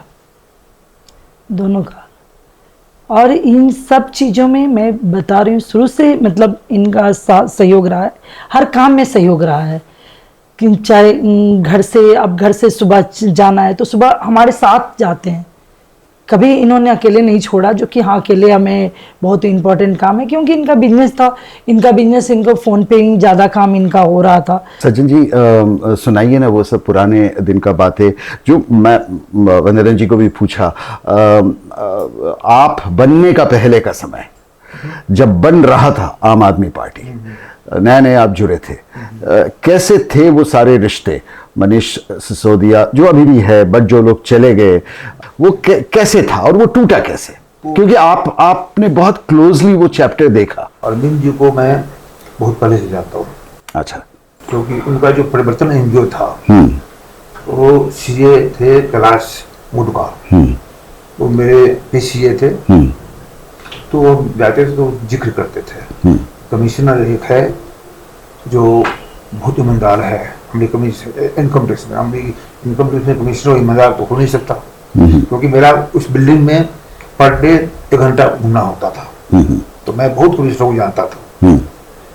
लेकिन मैंने देखा कि वाकई में बहुत नेक इंसान है। मैं स्टडी किया, स्टडी करने के बाद में भी नहीं, लेकिन मैंने कभी मुझे मिला नहीं। तो आपने उस समय पे इतना करीब से सारे लोगों को देखे जो कि ये पार्टी का फाउंडेशन निभ रखा, वो रिश्ता टूटे क्यों चलते चलते? आदमी को महत्वाकांक्षा होना चाहिए, लेकिन उतना नहीं होना चाहिए कि जो जा करके नुकसानदायक हो। प्रशांत भूषण जी भी कहीं न कहीं सलाह के रूप में होना चाहिए। जिस तरह का कहानी आप बोल रहे हैं, सबके साथ कुछ ना कुछ हुई होगी, निजी कहानी। अब ये किसी भी निजी रिश्ते में होता ही है, जिसे हम इंग्लिश में मिसअंडरस्टैंडिंग कहते हैं, राइट? अगर कल वंदना जी के साथ ऐसे कुछ हो, उनको आप क्या सलाह देंगे? हमारा तो सलाह हुआ कि भाई पार्टी जो मान लीजिए बोल कीजिए, एक टिकट ही तो होता है, टिकट बोलते हैं कि टिकट का हो सकता है, मिनिस्टरशिप का हो सकता है, वो जो भी होगा, तो हम अपना एक वॉलंटियर लगा के जो काम जो समाज की सेवा है जो पहले करते थे वो करेंगे। ज़्यादा हमको उसमें ये नहीं है कि नहीं वही विधायक बन के ही करना हमको है। इतना सारे लोग आपको घिरे हुए हैं, सुबह से मैं देख रहा हूँ, और मुझे ये सुनाई दी कि जो आपका पर्सनल स्टाफ है कोई पैसे नहीं लेते आपसे? नहीं। और जैसे आम लोग ड्यूटी निभाते हैं कंपनी का 9 घंटा 10 घंटे का, वैसे वो ड्यूटी निभा रहे थे। ये मैं जब से विधायक बनी हूँ और विधायक बनने से पहले भी मेरे कोई भी वॉलेंटियर, किसी को भी ऐसा नहीं हुआ जो कि हमने 10 रुपया भी दिया हो किसी भी काम के लिए। वो टोटली वॉलेंटियरी काम करते हैं। और आपने कहा जो 9-10 घंटा, कभी कभी तो ऐसा हो जाता है 12-12 घंटे, 15-15 घंटे, 24-24 घंटे भी हमारे वॉलेंटियरों ने काम किया है, और विदाउट इंटरेस्ट, किसी भी चीज़ का नहीं, ना उनको पैसा। लेकिन मेरी एक अपनी आइडियोलॉजी है जो मैं वॉलेंटियर को रेस्पेक्ट बहुत देती हूँ, उनको अपनी परिवार, अपनी फैमिली अपना मानती हूँ। हर इंसान का निजी जिंदगी में कुछ ख्वाहिश है, कुछ खर्चे हैं, तो कैसे लोग आपके साथ बिना पैसे का काम कर रहे हैं? देखिए, अभी तो बहुत सारे साथी हैं जिनका अपना बिजनेस है, तो बिजनेस चल रहा है, साथ में जो टाइम दे पाते हैं। कुछ ऑफिस में जो साथी हैं, 3-4 साथी, उनकी फैमिली है, उनको फैमिली है। किसी का जैसे अभी आप एक हमारे सीनियर है, जैसे ये हमारे वार्ड अध्यक्ष है, तो सबकी अपनी अपनी बिजनेस है, अपना बिजनेस है जिसमें उनको टाइम देने की जरूरत नहीं है। ओके। वो उनका बिजनेस चल रहा है, फोन पे काम चल रहा है। काजू का बात ये भी है कि वंदना जी को कहना है कि हमारे सारे खर्चा निकल दिया जाए, मोबाइल, पेट्रोल, सो मात्र 18-20 हज़ार रुपया तनख्वाह है एक विधायक का, तो ये घर चलती कैसे है? आलीशान मकान है, लाइफस्टाइल है, कैसे मेंटेन करते हैं आप? ये तो बता रहा हूँ, ये आलीशान दोस्त 6 महीना पहले इसमें शिफ्ट किए हैं। इससे पहले एक कमरे में रह रहे थे। अच्छा। और कम से कम फैक्ट्री चलाया मैंने। हम्म, तो फैक्ट्री चलाया तो मैं, अब हम लोग कोई तो थी नहीं, हम्म, फैक्ट्री चलाया था। हम्म, तो हमने हर अपने इनकम को अलग अलग प्लान में डाला हुआ था। हम्म। ये बात इनको भी पता नहीं। अच्छा, ऐसे छुपा वो हुआ है, मेरी- मतलब फाइनेंस से सब बताते नहीं। नहीं, हाँ, उतनी बताते नहीं किसी को ना। वो नहीं बताते कि ये कहाँ पर क्या मैं है, हमने फैक्ट्री में रखा हुआ है। तो हमारा सोचना था उस टाइम में मकान इसलिए नहीं लिया, तो यदि कोई मकान लेता हूँ, 1 करोड़ का मकान लेता हूँ, तो उसमें हमको 20,000 से 25,000 बचत होगा किराए का। वो पैसा को इन्वेस्ट कहीं कर देता हूँ, तो 1 से 1.5 लाख रुपया हमको महीने का मिलेगा। तो इसी हिसाब से इन्वेस्टमेंट था अपना ये पेंशन प्लान में, और बढ़िया चल रहा था। तो उसमें थोड़ा सा एक पॉलिटिक्स में आया तो दो रास्ता था। एक था कि पैसा देखना, एक था इज्जत देखना। तो मैंने देखा कि हमारे घर पर तो प्रॉपर्टी बहुत है, बुढ़ापे के लिए तो बहुत सोचना नहीं है। यहाँ जो है, जो आ रहा है, बच्चा पढ़ रहा है, सब कुछ स्मूथली चल रहा है। अब यदि एक काम यदि मैं करता हूँ, यदि ना यह विधायकी करती है, कम से कम यहाँ से तो वहाँ नाम तो होगा। क्या इज्म है? अब कम्युनिस्ट लोगों का एक इज्म है, कांग्रेस का है सोशलिज्म, कम्युनिस्ट का है कम्युनिज्म, बीजेपी वाले का हिंदुत्व। आपका क्या इज्म है? आप मतलब आम आदमी पार्टी का क्या इज्म है? आम आदमी पार्टी का एक ही विजन है। देखिए, हमारी एक आइडियोलॉजी थी, अरविंद केजरीवाल जी ने कहा, जो कि राजनीति को बदलना है। आपने देखा होगा इस 10 साल में, पहले कोई भी पॉलिटिशियन जमीन पे नहीं दिखते थे। चुनाव के समय आपको पॉलिटिशियन दिख जाते थे। इवन कि मैं 10 साल पहले, 11 साल पहले जब मैं राजनीति में आई, अपने विधायक को नहीं पहचानती थी। मैं नहीं जानती थी कौन है विधायक, और वो विधायक कैसे बनते हैं, कितने वार्ड होते हैं, इन सब से मेरा कोई मतलब नहीं था। लेकिन आज के डेट में हर पार्टी को जमीन पे हमने उतार दिया है। हमारी पार्टी की देन है। आज के डेट में हर पार्टी, हर सरकार शिक्षा, स्वास्थ्य, पानी, बिजली, बेसिक चीजों की बात करने लगी है। आपने देखा होगा यूपी में कल तक चल रहा था बुलडोजर बुलडोजर बुलडोजर। कल एक विहिप जारी हुआ जो नहीं, 2 ऑफिसर को सस्पेंड कर दिया गया जो बुलडोजर नहीं चलेगा। तो जो बेसिक नीड है, जो मतलब लोगों की जरूरत है, उस पे बात करना अब लोग सीख रहे हैं। सचिन जी, जनता ये कब पता चला कि वंदना जी इतना अच्छा बातें करते हैं? जो काम करती थी सलम में, हाँ, देखो काम अलग चीज है, हाँ, तो बट बोल पाना स्पष्ट जुबान पे, वो आपको कब पता चला?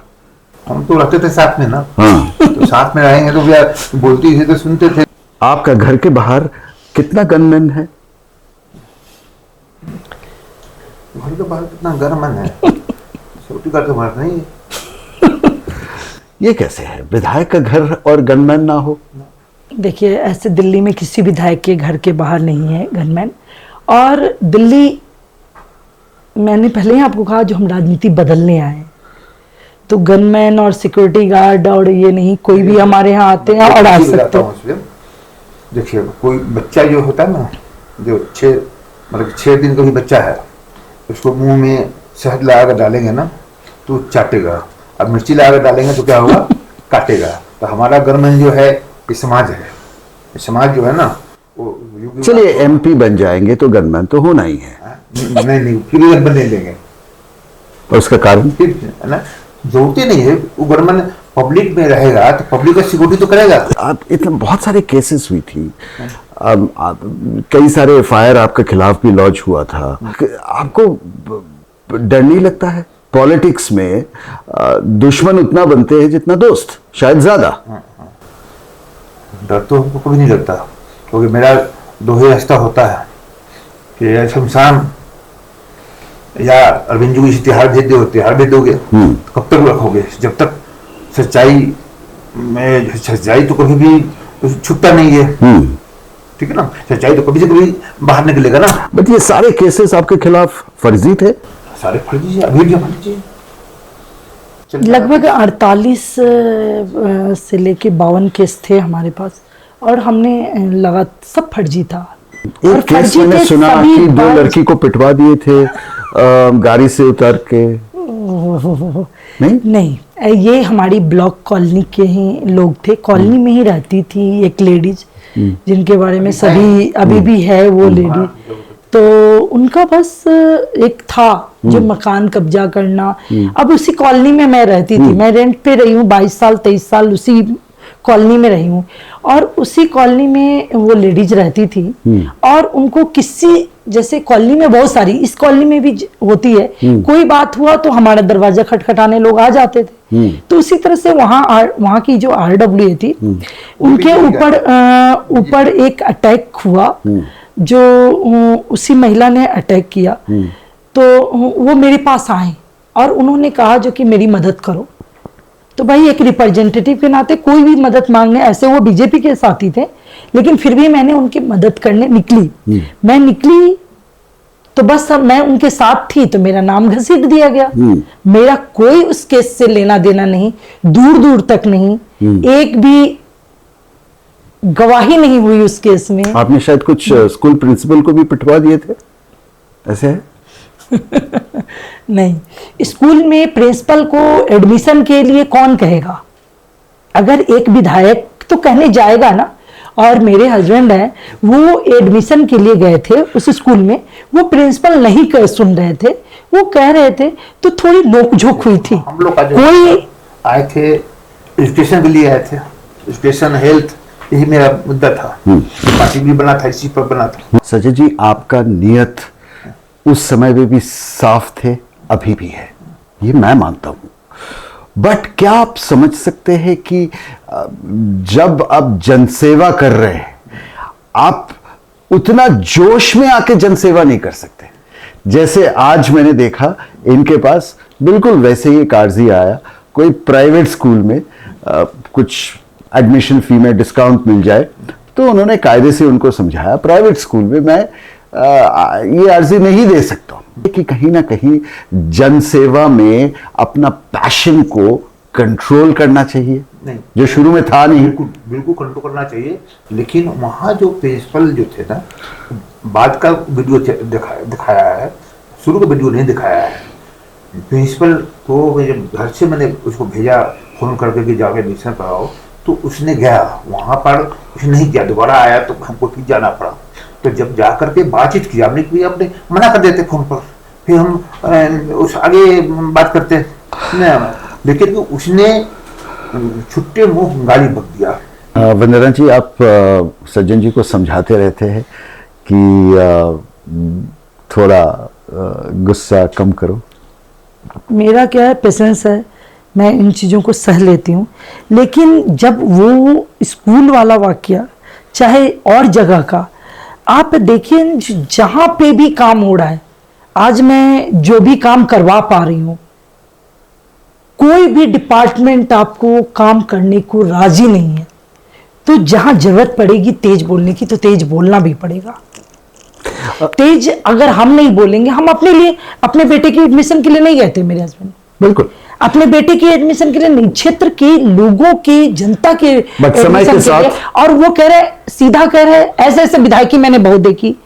तो उस समय क्या चुने हुए रिप्रेजेंटेटिव हैं, चुने हुए लोग हैं, हम जनता के लिए जा रहे हैं, और उसको कोई भी एक कॉमन मैन भी होगा तो उसको गुस्सा आएगा, और मैं भी होती तो गुस्सा आता। आप उस दौर से निकले हो जिस दौर में केजरीवाल जी और आम आदमी पार्टी एक किस्म का रेवोल्यूशन, सड़क के ऊपर रेवोल्यूशन करना चाह रहे थे। धरना केजरीवाल जी खुद करते थे पार्लियामेंट के सामने, आपको याद होगा। अब वो बदल चुके हैं, अब उनको समझ में आ रहा है धीरे धीरे कि ढांचा, कॉन्स्टिट्यूशन, ब्यूरोक्रेसी, इन सबको लेके काम करना है। क्या ये समझ आप दोनों को भी आ रहा है? जी 100%। देखिए, पहले भी समझ था, ऐसी बात नहीं थी, समझ नहीं थी। लेकिन जब कोई सामने वाला सुनेगा नहीं, तो लोकतंत्र में हमें अधिकार मिला है, लोकतांत्रिक प्रक्रिया से हम अपना काम करवा सकते हैं। और वो धरना, प्रदर्शन, गुस्सा, ये सारा उसी का पार्ट है। और बात कोई ऐसा नहीं है जो अनूल जुलूल बात है, कोई ऐसा नहीं है जो कि कानूनी दायरे से अलग हट के बात है। जो बात जायज है, जो समाज की जरूरत है, उसके लिए तो लड़ेंगे। हाँ, कंप्यूटर आता है आपको? थोड़ा बहुत, बहुत कम। कैसे नोट्स लेते? सारे हाथ में पेन, और पेन डायरी तो आप में सब मेरे हाथ में रहता है। नोट से डायरी में लेती हूँ, पेन से लेती हूँ।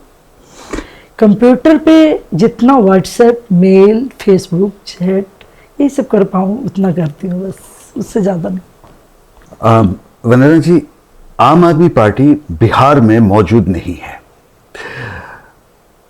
क्या आपने अरविंद जी को ये कहा है कि मुझे बिहार का पूरा रिस्पॉन्सिबिलिटी दे दो, मैं बनाता हूँ उस पार्टी को उस स्टेट में? आप बिहार से हो, राइट? आप दोनों बिहार से, वो बहुत बड़ा कदम हो आपका कैरियर के लिए।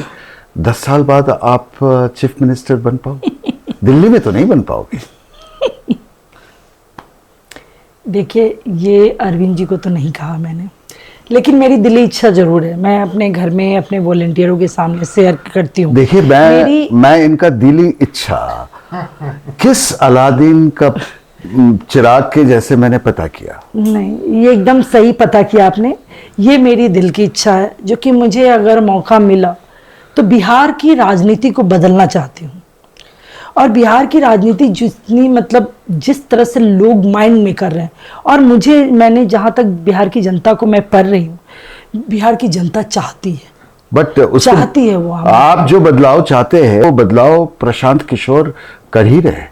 आप लेट हो चुके हो। कोई बात 6 महीने का यहाँ पे पदयात्रा बहुत सारे लोग कर रहे थे, उसके पहले भी लालू जी कर रहे थे, उसके पहले जेपी आंदोलन के समय क्या भी हुआ। 4 नीतीश जी चीज ने बिहार भी में किया। बदलना चाहिए अगर आपको प्रभारी बना दिया जाए बिहार का, आम आदमी पार्टी का? सबसे पहले तो वहाँ शिक्षा, जो सबसे ज्यादा शिक्षित लोग अगर कहें तो बिहार में। अच्छा, दूसरा जो, और लेकिन वहाँ शिक्षित पे लोग ना होना, वहाँ नहीं, शिक्षा वहाँ पे कम है। उनके लिए इंस्टीट्यूट, उनके लिए स्कूल, अच्छे स्कूल है ही नहीं। चलिए, दूसरा, और वो बाहर ऑप्शन, दूसरा हेल्थ सेक्टर में उनको छोटी से छोटी ऑपरेशन के लिए उनको दिल्ली भागना पड़ता है या कलकत्ता जाते। तीसरा जाते। और तीसरा जो जागरूकता, माइंड सेट, जो जागरूकता है, धर्म, जाति, इससे ऊपर उठ के काम करना। और चौथा रोजगार। बात किया आपने अरविंद जी के साथ? क्योंकि आम आदमी पार्टी वहां नहीं है और इससे बेहतर चेहरा नहीं हो सकता है। मुख्यमंत्री या जब हम 13 में चुन पाए थे तो अरविंद जी ने ऑफर दिया था और चला था इनका मंत्री के लिए। ठीक है, लेकिन मैंने ये बात सच बता दिया ना। लेकिन मैंने ये बात को कहा था कि जो क्षेत्र से मैं चुन का आया हूँ वो बीजेपी का गढ़ है। बहुत मुश्किल से मैं, आप ही ने कहा था कि वहाँ, लेकिन उसी हिसाब से मुख्यमंत्री बनना उतना मायने नहीं रखता जितना समाज को सुधारने में। अगर एक पार्टी जो स्टेट में नहीं है और आप दोनों स्टेट से हो, उस स्टेट में जाके अगला 15 साल जो अभी कैरियर का पीक में है, वंदना जी, अगर उस पार्टी को बना पाए, चीफ मिनिस्टर का फेस अपने आप बन जाएंगे। अरविंद जी ने बनाया था, जो बिहार के और भी बहुत से विधायक हैं, जो विधायक को वहाँ प्रभारी बनाया गया, पर वो काम किए हैं। तो जरूरी नहीं कि यही कर पाएगी और वो नहीं कर पाएंगे, और उनको दिया गया, वो नहीं यदि किए हैं काम। अब आगे हो सकता है फ्यूचर में, अभी तो स्थिति खराब है, जब होगा तो हो सकता है दे दे कि भैया वहाँ देखो, तो जाएंगे वहाँ करेंगे काम, कोई दिक्कत तो बड़ी बात नहीं है। सो आप तैयार है बिहार जाने के लिए? एकदम। दिल्ली इलेक्शन के बाद नहीं, जब भी पार्टी रिस्पॉन्सिबिलिटी देगी तो जाएंगे, नहीं तो एज ए कार्यकर्ता तो जाएंगे। क्या तोड़ पाएंगे आप कास्ट ओरिएंटेड वोटिंग जो बिहार में होती है, फेमस है बिहार उसके लिए, क्या उसको आम आदमी पार्टी का बड़े बड़े फिलोसॉफी से तोड़ा जा सकता है? क्योंकि वहां हर वोटर कास्ट के ऊपर वोट करते हैं। तोड़ा जा सकता है, 100% तोड़ा जा सकता है। जिस तरह से दिल्ली में आइडियोलॉजी को तोड़ा जा सकता है, शालीमार बाग में तोड़ा जा सकता है, तो वहाँ भी तोड़ा जा सकता है। अगला मुलाकात आप दोनों के साथ पटना में होगी।